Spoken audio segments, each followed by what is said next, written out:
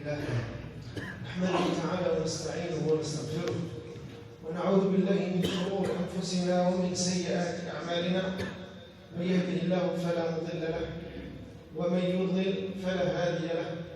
وأشهد أن لا إله إلا الله الواحد الأحد الفرد الصمد الذي ما اتخذ صاحبة ولا ولد، الذي بدأ خلق ما خلق من غير سبق، بل هو الأول قبل كل شيء والآخر بعد كل شيء، وهو الظاهر فوق كل شيء وهو الباطن دون كل شيء، وهو السابق لكل ناطق. وأشهد أن سيدنا وحبيبنا ونبينا محمدا عبد الله ورسوله ومصطفاه ومجتباه من خلقه وحبيبه، اجتباه الله تعالى وبعثه رحمة للعالمين ومحجة للسالكين وحجة على الخلق أجمعين. اللهم اجزه عنا خير ما جزيت نبيا عن قومه ورسولا عن أمته. اللهم أوردنا حوضه وارزقنا شفاعته وارزقنا شربة هنيئة من يده الشريفة لا نظمأ بعدها أبدا حتى ندخل الجنة. معاشر الأحباب، من يطع الله ورسوله فقد رشد واهتدى، ومن يعص الله ورسوله ويتعدى حدوده فإنما غره الشيطان وضر نفسه وما ضر أحدا. وإن قدر لناظره لقرين، وإن الساعة لآتية لا ريب فيها، وإن الله يبعث من في القبور، وإنما قل وكفى خير مما كثر وألهى، والعاقبة للمتقين. اللهم اجعلنا من عبادك المتقين، من عبادك المخلصين، توفقنا لصالح الأعمال يا أرحم الراحمين يا رب العالمين. أيها الأحبة الفضلاء، أيام مضت وشهور انقضت ودار الزمان دورته، وأقبلت الأيام المباركة تبشرنا بقرب حلول شهر الصيام والقيام وشهر القرآن. وبين يدي هذا القدوم يهل علينا شهر شعبان المبارك، الذي نسأل الله عز وجل أن يهله علينا باليمن والأمان والسلامة والإسلام. هذا الشهر الفضيل الذي نتنسم فيه نفحات الخير والبركات، ويبشرنا بقدوم شهر الطاعات، شهر احتوى على العديد من الأسرار، شهر حري بالمؤمن أن يغتنمه في طاعة الله عز وجل، وأن يغتنمه في القرب من الله عز وجل استعدادا وتهيئة لدخول شهر رمضان. حتى قيل إن شهر رمضان أو شهر شعبان هو بوابة الدخول إلى شهر رمضان. وقيل إن شهر رجب هو شهر الزرع، وشهر شعبان هو شهر سقي الزرع، وشهر رمضان هو شهر خطاف الثمرات والغلات. وهذا ما يبين ويفسر كيف أن حبيبنا صلى الله عليه وسلم ونبينا المصطفى كان يحرص على اغتنام هذا الشهر بصالح الأعمال، علما منه صلى الله عليه وسلم بالخير الذي فيه. فعن أم المؤمنين عائشة رضي الله عنها وأرضاها قالت: كان رسول الله صلى الله عليه وسلم يصوم حتى نقول لا يفطر، ويفطر حتى نقول لا يصوم، وما رأيت رسول الله صلى الله عليه وسلم استكمل صيام شهر قط إلا رمضان، وما رأيته أكثر صياما منه في شعبان. إذا السيدة عائشة رضي الله عنها تبين مدى حرص النبي صلى الله عليه وسلم على اغتنام شهر الصيام. تقول: ما رأيت النبي صلى الله عليه وسلم يستكمل صيام شهر قط أبدا إلا شهر رمضان المعظم، وما رأيته أكثر صياما منه، ما رأيته يكثر من الصيام يعني يغتنم من الصيام كما رأيته في شهر شعبان. وذلك أحبة الإيمان لما احتواه كما قلنا هذا الشهر من الأسرار. نقف على 4 من هذه الأسرار بإذن الله عز وجل. من هذه الأسرار أحبة الإيمان أن شهر شعبان شهر ترفع فيه الأعمال إلى الله عز وجل، شهر ترفع فيه الأعمال إلى الله عز وجل. ولذلك لما سأل أحد الصحابة رسول الله صلى الله عليه وسلم: يا رسول الله، لم أرك تصوم شهرا كما تصوم من شعبان، ما السر في ذلك يا رسول الله؟ فقال النبي صلى الله عليه وسلم مجيبا أنه شهر ترفع فيه الأعمال إلى الله عز وجل، وأحب أن يرفع عملي وأنا صائم. رفع الأعمال إلى الله عز وجل يكون على أربعة أحوال أو في 4 مرات ترفع الأعمال إلى الله عز وجل فينظر فيها. هناك رفع يومي، وهناك رفع أسبوعي، وهناك رفع سنوي. فأما الرفع اليومي للأعمال فعند كل صلاة عصر وصلاة فجر، إذ يقول النبي صلى الله عليه وسلم: يتعاقبون فيكم ملائكة بالليل والنهار، تتناوب الملائكة على المؤمن وتتبدل وتتغير في كل صلاة عصر وصلاة صبح، فيصعد الذين باتوا فيكم، يصعد الذين كانوا بالليل، فيسألهم الله عز وجل: ماذا تركتم عبدي أو عبادي يفعلون؟ وكذلك يسأل من بقي طول النهار، فيرفع بذلك عملك أخي المؤمن إلى الله عز وجل. وهناك رفع أسبوعي في كل يوم خميس، كما أخبر النبي بذلك لما سئل عن صيام يوم الاثنين والخميس، فقال عن الاثنين أنه يوم ولد فيه، وعن الخميس أنه يوم ترفع فيه الأعمال إلى الله عز وجل. إذا المؤمن ما دام عمله يرفع إلى الله عز وجل فهو يحب أن يرفع عمله إلى الله وهو صائم. وما علاقة الصيام؟ ما علاقة الصيام برفع الأعمال؟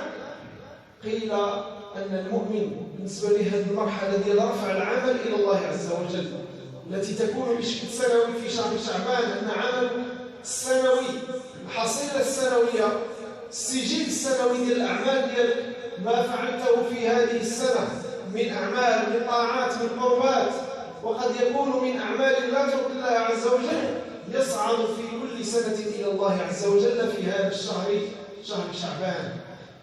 فالنبي صلى الله عليه وسلم كان يجل هذا الأمر، ويعلم أنه وقت مصيري أن يرفع عملك إلى الله عز وجل. فإذا رفع عملك إلى الله فلا شك أنه سوف ينظر فيه، وإذا نظر فيه فلا تدري أيقبله منك أم يرده عليك. فالنبي كان عليه الصلاة والسلام يحرص على أن يرفع عمله إلى الله عز وجل وهو صائم متلبس بطاعة، عمله يرفع إلى السماء وهو في طاعة في الأرض. وهذا من أكمل الطاعة، ومن أكمل الخضوع لله عز وجل، ومن أكمل القرب من الله عز وجل. من الأسرار أيضا أن شهر شعبان لماذا كان يختصه النبي بالطاعات بالقربات، ومن أخصها الصيام. يقول صلى الله عليه وسلم لما سئل عن ذلك أيضا قال: هذا شهر بين رجب ورمضان يغفل عنه كثير من الناس، فأحب أن أحييه بالصيام. من شهر شعبان جاء ما بين رجب ورمضان، وهو شهر يغفل عنه الناس. ومن هديه صلى الله عليه وسلم أنه كان يحرص على اغتنام أوقات الغفلة، الأوقات التي يغفل فيها الناس عن الطاعات، ويغفلون فيها عن ذكر الله، ويغفلون فيها عن القربات، كان نبيكم صلى الله عليه وسلم يغتنمها بالقربات وبالطاعات. فشهر شعبان الآن خاصة لما أصبح يزامن ويتزامن مع شهر الصيف، يجد كثيرا من الناس قد انشغلوا بأمور كثيرة. فمن الناس من انشغل بعطلة الصيف، من الآن تخطط الصيف، ومن الناس من يعني اشتغل بأمور السياسة وغيرها، ومن الناس من ألهته المهرجانات والمباريات وغير ذلك، ومن طلبة العلم من يشغله الامتحانات والتحصيل العلمي وغير ذلك، وهذا أمر حسن طيب. ومن الناس من ينشغل بالأمور المادية في الإعداد لرمضان، شراء المقتنيات والمأكولات وما لذ وطاب من الطعام والشراب، فهذا أمر ينبغي أن لا يشغل المؤمن عن أن يغتنم هذا الخير الذي في هذه الأيام المباركة، فهو شهر يغفل عنه الناس. فكان النبي صلى الله عليه وسلم يحرص على اغتنام أوقات الغفلة، وهذا من هدي النبي صلى الله عليه وسلم. ومن فتنة المؤمن أنه في الأوقات الغفلة يحرص على اغتنامها، يحرص على أن يذكر الله فيها، أن يملأها بتسبيح أو ذكر أو قراءة للقرآن أو عمل صالح يرضاه الله عز وجل. لذلك كان النبي صلى الله عليه وسلم يحيي من الليل ما يرضي ربه سبحانه وتعالى، والليل وقت يعني النوم والغفلة والسكون، فكان النبي يحيي هذا الوقت الذي هو وقت غفلة. النبي صلى الله عليه وسلم كان من هديه أنه يذكر الله إذا دخل السوق، ورتب على ذلك أجرا عظيما لمن ذكر الله عز وجل وهو داخل من السوق. فالسوق مكان غفلة يشتغل الناس فيه في البيع والشراء وغير ذلك، والنبي عليه الصلاة والسلام يبين فضل من يعني يذكر الله عز وجل في مثل هذه الأوقات. نسأل الله عز وجل أن نكون من الذاكرين ومن الشاكرين له في كل الأوقات وفي كل الأماكن، وأن يبلغنا سبحانه وتعالى صالح الأعمال وأن يتقبل منا. وآخر دعوانا أن الحمد لله رب العالمين.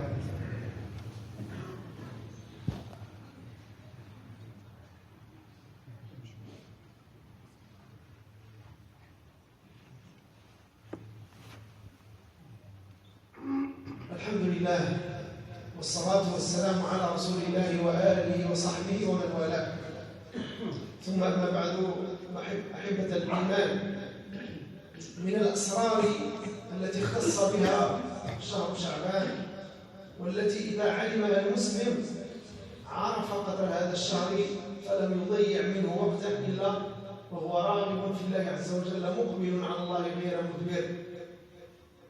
من هذه الأسرار أن الطاعة في شهر شعبان تعتبر بمثابة السنة القبلية مع الفرائض، وأفضل النوافل ما كان قريبا من الفرائض.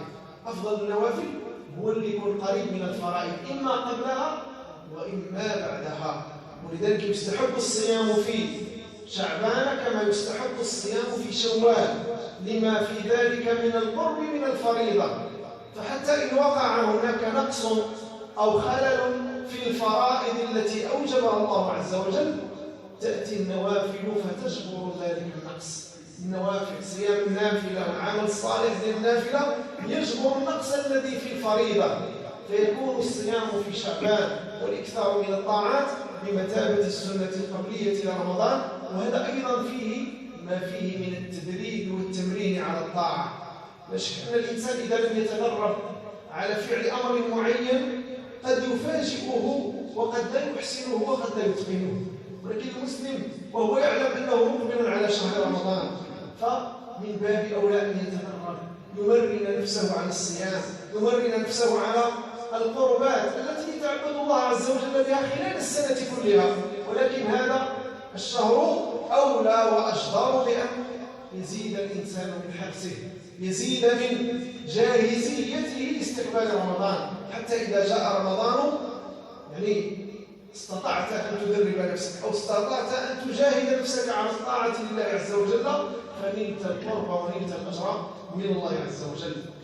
من الأسرار كذلك في اختصاص هذا الشهر بهذا الفضل وبهذا الخير وبحرص النبي صلى الله عليه وسلم عليه أنه فرصة لإظهار الحياء من الله عز وجل. شعبان فرصة لإظهار الحياء من الله عز وجل. ففيما ذكرناه من حال النبي صلى الله عليه وسلم أنه كان يحب أن يصعد عمله إلى الله عز وجل وهو صائم، في ذلك ما فيه من الحياء أحبة الإيمان، في حياء من الله عز وجل. النبي يستحي من الله عز وجل أن لا يراه على طاعة، أن لا يراه مقبلا عليه. فكان الحبيب المصطفى صلى الله عليه وسلم من شدة حيائه من الله وحبه لله وخشيته لله كان حريصا على أن يكون في طاعة في قربة إلى الله عز وجل. وهذا الذي ينبغي أن يكون عليه المؤمن. الإنسان الآن ينبغي أن يراجع نفسه، يراجع أعماله وأفعاله وتصرفاته، وأن يستحيي من الله عز وجل، يستحي من الله عز وجل من أوقات مضت خلال هذه السنة لم يذكر الله عز وجل فيها. تستحي من الله عز وجل من صلوات أخرجتها عن وقتها، تستحي من الله عز وجل من صلوات ضيعت شهودها مع الجماعة، تستحي من الله عز وجل من كلمات قلتها في غير ما يرضي الله عز وجل، تستحي من أموال أهدرتها وأنفقتها في غير ما يحب الله عز وجل، تستحي من خطوات مشيتها إلى غير ما يحب الله عز وجل. فالإنسان يراجع نفسه ويستحي. قد مضى شهر رجب، مضت الأشهر الأخرى، وها هو الآن يقبل شهر شعبان ويأتي بعده شهر رمضان. أما زلت في غيك، في غفلتك، في بعدك عن الله عز وجل؟ ألا تريد أن تتوب إلى الله عز وجل مما أنت عليه، مما تسر عليه من المعاصي، من الغيبة، من النميمة، من أكل أموال الحرام، من تضييع حقوق الناس، من التماطل في أداء الديون إلى أصحابها، من التبرج، من التحرش بالنساء، من تتبع الكاسيات العاريات؟ أما تريد أن تتوب إلى الله عز وجل وهو يدعوك إلى التوبة، يدعوك إلى الرحمة، ويريد منك سبحانه وتعالى أن تقبل عليه. فلا ندري أحبة الإيمان، أيطول بنا العمر حتى نبلغ رمضان أم تنقضي آجالنا قبل رمضان؟ كم من إنسان هو الآن معنا يرجو كما نرجو أن يبلغ الله رمضان، لكن يد المنية، لكن المنية قد اختطفته وجاء أجله ووافاه أجله فلقى الله عز وجل، لقي الله عز وجل. كم من أناس ماتوا في هذه الأيام، وكم من أناس سيموتون، لعل واحدا منا يكون أحدهم. فالإنسان لا يدري أيبلغه الله ذلك الشهر أم لا، فليبادر إلى التوبة إلى الله عز وجل وليحسن فيما بقي، عسى أن يغفر له ما سبق. فنرجو من الله عز وجل ونسأله أن يغفر لنا ذنوبنا. اللهم اغفر ذنوبنا، اللهم اغفر ذنوبنا واستر عيوبنا برحمتك يا أكرم الأكرمين. اللهم إننا مذنبون، إننا مقصرون، كم قصرنا وكم أذنبنا وكم غفلنا وكم عصينا. اللهم يا رب عاملنا بلطفك، واغفر لنا يا رب ما لا يضرك، وتقبل منا ما لا ينفعك. اللهم تجاوز عن معاصينا، اللهم تجاوز عن معاصينا، وأزل يا رب إصرارنا على المعاصي، أزل الإصرار على المعاصي من قلوبنا.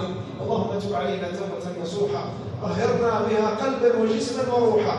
اللهم اغفر لنا الذنوب والأوزار، اللهم اغفر لنا الذنوب والأوزار، وتجاوز عن سيئاتنا، واستر خطايانا وذنوبنا وزلاتنا برحمتك يا أكرم الأكرمين يا رب العالمين. اللهم بارك لنا في شعبان، اللهم بارك لنا في شعبان، وبلغنا رمضان برحمتك يا أرحم الراحمين يا رب العالمين. اللهم وفقنا للأعمال الصالحة في هذا الشهر، اللهم وفقنا للصيام، وفقنا للقيام، وفقنا لذكرك وشكرك وحسن عبادتك في هذا الشهر وفي سائر الأشهر. اللهم تقبل أعمالنا واجعلها خالصة لوجهك الكريم، ولا تجعل فيها لأحد شيئا، ولا تجعل فيها لأحد شيئا. اللهم ارزقنا الإخلاص في القول والعمل، اللهم ارزقنا الإخلاص في القول والعمل.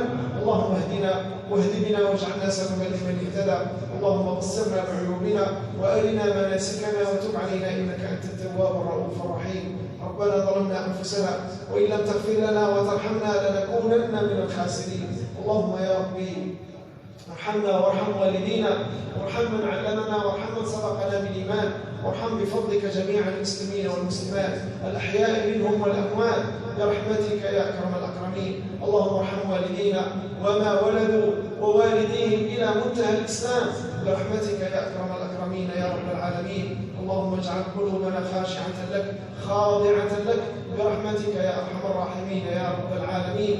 اللهم دلنا على الخير وأعنا على الخير. حبب إلينا الإيمان وزينه في قلوبنا وكره إلينا الكفر والفسوق والعصيان برحمتك يا أرحم الراحمين يا رب العالمين. ملك البلاد اللهم أري الحق حقا وارزقنا اتباعه وأري الباطل باطلا وارزقنا اجتنابه. اللهم قيده بظنة صالحة تعينه إن ذكر وتذكره إن نسي، تعينه على إصلاح أمر البلاد والعباد برحمتك يا أكرم الأكرمين يا رب العالمين. اللهم اجعل بلدنا هذا آمنا سخاء رخاء وسائر بلاد المسلمين، ومن أرادنا وبلدنا هذا وسائر بلاد المسلمين بسوء فيا رب اجعل تدميره في تدبيره واشغله بنفسه واكفنا شره لما شئت وكيف شئت انك على كل شيء قدير يا نعم المولى ويا نعم النصير. وصل اللهم وسلم وبارك على سيدنا محمد وعلى ال سيدنا محمد كما صليت وباركت على سيدنا ابراهيم وعلى ال سيدنا ابراهيم في العالمين انك حميد مجيد. وارض اللهم عن الخلفاء الراشدين ابي بكر وعمر وعثمان وعلي